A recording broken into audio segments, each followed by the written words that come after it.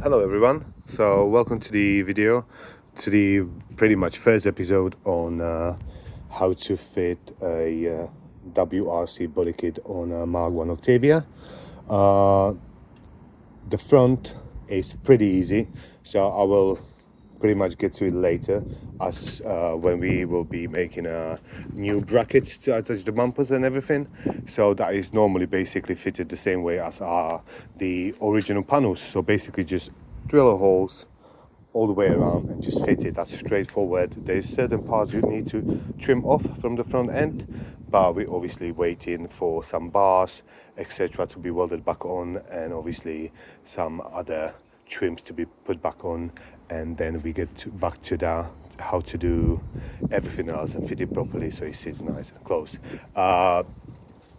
Most of you will be very much interested on how to fit the rear wheel arch, because it's pretty much a big of a job. So let's get to it, because I've already fit one side and it's a test fit for now.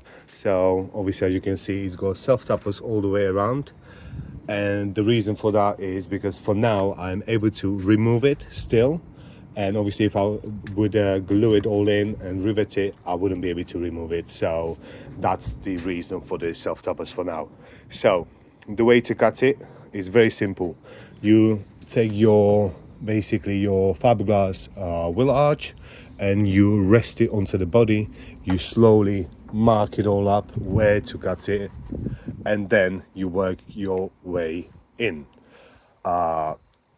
In here, it's sat nicely underneath, and you're gonna have to trim the wheel arch about that much, all right? Because this it's got a plate underneath, and you won't be able to otherwise fit it. Here and there, it still doesn't fit properly, but we're gonna do a few slits into it, cut it, rivet it, and then it's gonna all clear nicely. From underneath, you can see there is a massive gap with the original wheel arch. How to go with that would be, once again, cut it nicely, and you see now, because we did not rivet it in yet, and it's only with self-tappers, you can basically see how much you have to cut off from the under wheel arch. So you remove the fiberglass, you cut it from the top. That will make the job so easy. You cut it from the top, you push it, and you just basically, what you do, you will put it back in, have a look exactly where to cut it, how much to cut it, and how to bend it back up. All right, once you put the wheel arch back in, you bend it into the shape, extend it with a metal sheet and close it nicely. Then you can potentially use rivets over here just to hold the wheel arch in place. Plus you can use a bondo as well to attach it, and then obviously you're not going to have any gap. So that would be the best way to do it, and that's what I'm going to do. When it comes to the piece, the fiberglass piece originally is made of metal, all right? So guys, this is a fiberglass, so we cannot cut as much of the car as you would normally do with a metal piece. So you're gonna have to trim it down here, over here, let's say the fiberglass piece, trim it, put it in there, and then you can easily, because I left a gap over here, all right? The gap is for another piece of metal, go underneath like this, and then we use rivet, and that we close it up the whole way, and then we just run a fiberglass around it, so it makes it very strong. And obviously we don't cut the base of the seal, all right, because we want to have it metal down there. We don't want to have a fiberglass seal, because that's going to obviously go through. So as you can see, it's just cut it, slide nicely, and then we just put a metal piece underneath and just bond it all together, right? Same as here. You're gonna cut this nicely, rivet it, put a bondo, glue, whatever works the best, and then fiberglass over it, sand it all down, and make it perfect. With the doors, so first time around I was doing this body kit, I thought to myself I must have fitted something in the wrong way because I could not get doors closed.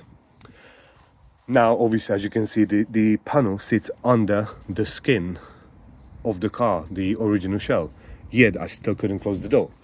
So that you're gonna have to trim the doors, all right?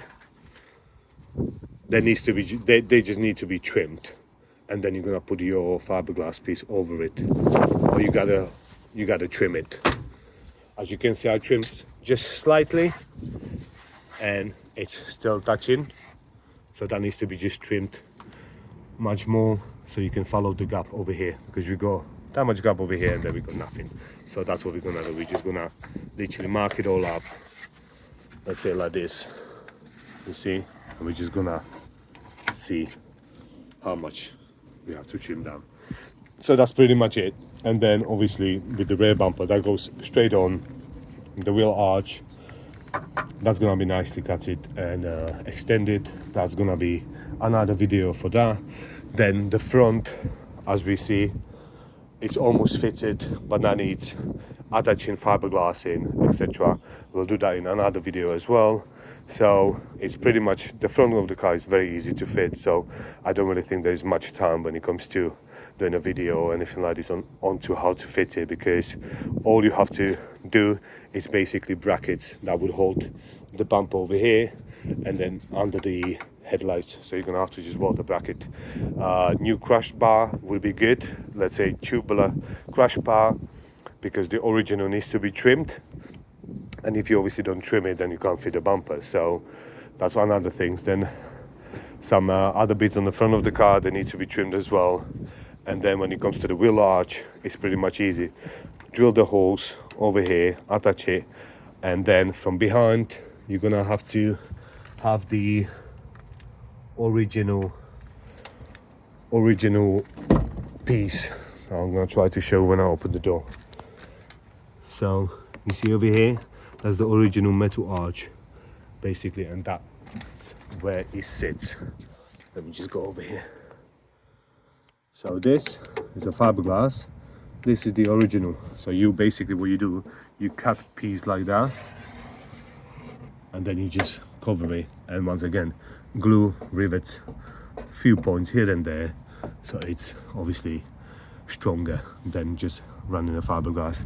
With the back of the bumper, not sure if you can see, but once again you see, so there is a massive gap for the bumper to hold. So that means you're gonna have to do new brackets over here, stronger brackets, and it will hold it in place. For now, it's obviously just with the cable ties, because if you're trying to fit the body kit by yourself, you know, you got nobody else to hold the bumper to go on the car, so you just slightly tighten it up, everything, and see when it's where it's touching. So as long as it's touching, then you just cut it off if you can, and then just keep on pushing tighten up the bumper. So that's pretty much it from now.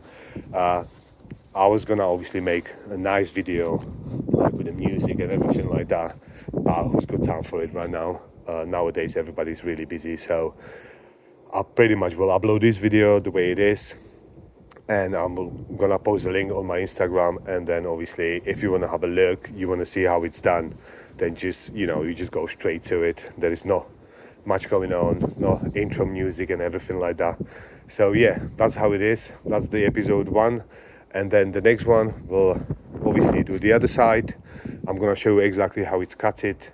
Then we're gonna weld that side over there, we'll fit the rear bumper, remove the front, make the brackets, etc. So yeah, stay tuned. Thank you for watching, and if you've got any questions, don't hesitate to text me. All right, thank you very much, guys.